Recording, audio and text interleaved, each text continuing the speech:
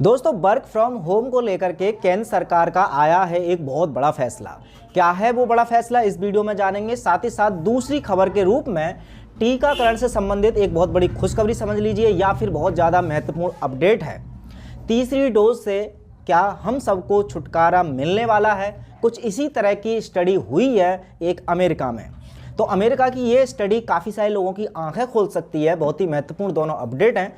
दोनों अपडेट जानने के लिए वीडियो में बने रहिएगा लास्ट तक।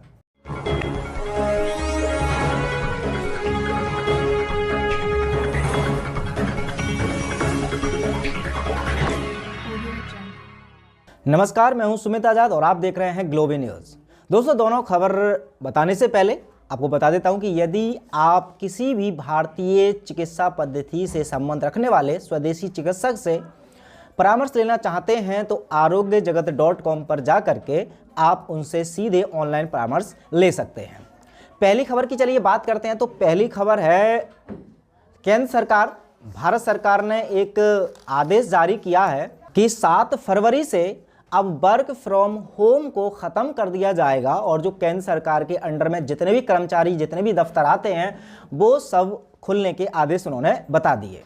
हालांकि ये वर्क फ्रॉम होम की जो तारीख उन्होंने पहले रखी थी 15 फरवरी तक रखी थी कि 15 फरवरी तक किसी को ऑफिस आने की अनिवार्यता नहीं रहेगी, वर्क फ्रॉम होम भी कर सकते हैं। लेकिन अब साफ स्पष्ट शब्दों में जो यूनियन मिनिस्टर हैं डॉक्टर जितेंद्र सिंह, उन्होंने ये आदेश दिया या ये एक फैसला सुनाया कि 7 फरवरी से अब सभी केंद्र सरकार के अंडर में जितने भी ऑफिस या जितने भी कर्मचारी आते हैं उन सब का ऑफिस आना अनिवार्य है।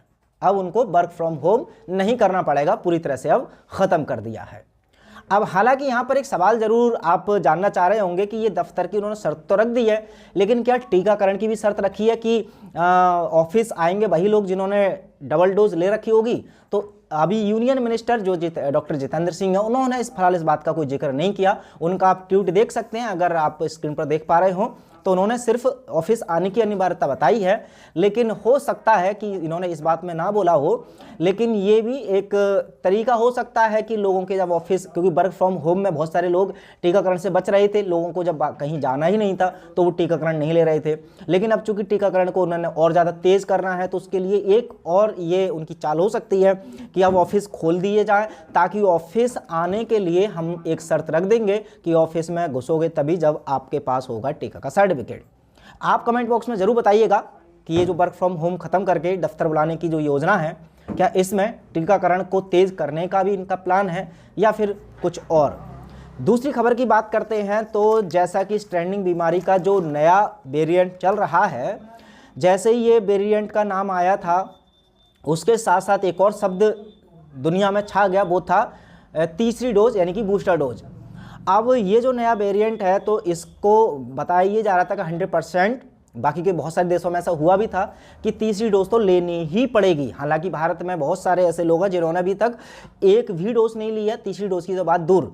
लेकिन अब जिन्होंने दूसरी ले ली है तो उनको खतरा लग रहा था, अब तीसरी लेनी पड़ेगी, फिर चौथी लेनी पड़ेगी और अलग अलग कंपनियों की लेनी पड़ेंगी, क्योंकि बताया जा रहा था कि ये जो नया वेरिएंट है, तो इस पुरानी वाली जो टीका है ये इस पर काम नहीं करेगा। लेकिन अभी अमेरिका सरकार की एक शोधकर्ताओं ने एक शोध किया, और ये शोध किया गया बंदरों के ऊपर। तो उनको क्या किया गया था कि वो 2 तरह के उनको टीका लगाए गए थे।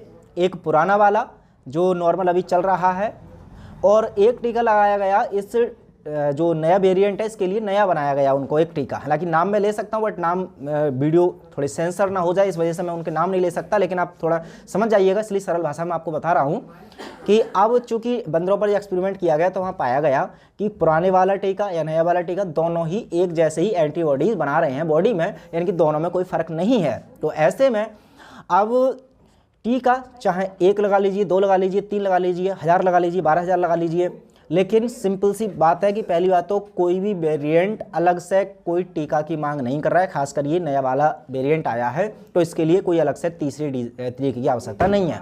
अब तीसरे टीके की आवश्यकता नहीं है, तो जाहिर सी बात है सवाल ये खड़ा हो जाता है कि क्या फिर अब तीसरा डोज लगाना चाहिए, या फिर भारत में या पूरे विश्व में लगाया जाएगा या नहीं। तो अगर लॉजिक इसका देखा जाए तो सिंपल सी बात है कि जब आपने 1 डोज या 2 डोज ले ली जो नॉर्मल एक वेरिएंट के लिए लगाई जा रही हैं, तो अब अगले वेरिएंट का भी जो उनका एंटीबॉडीज़ का मांग है, या यूँ कह सकते हैं कि जो कारगर है वो पुराना ही टीका उन पर है, तो ये नई तीसरी, चौथी, पाँचवीं, छठी, सातवीं, क्योंकि बताया तो ऐसा जा रहा है कि कम से कम 8-10 या उससे भी ज़्यादा डोजेज भी भविष्य में लगाई जा सकती हैं। तो यहाँ पर अब दो बातें निकल के आ रही हैं कि खुराकों की संख्या तो ये घटाएंगे नहीं, खुराकों की संख्या तो डेफिनेटली तीसरी भी, चौथी भी, पाँचवीं भी, लेकिन अब ये हो सकता है कि जो पुरानी डोजेस हैं उन्हीं को ये रिपीट करते रहें। इनके पास दो तरीके थे, या तो नए वेरिएंट के नाम पर नया डोज लगा सकते थे, लेकिन नए डोज के लिए इन्होंने मना कर दिया है।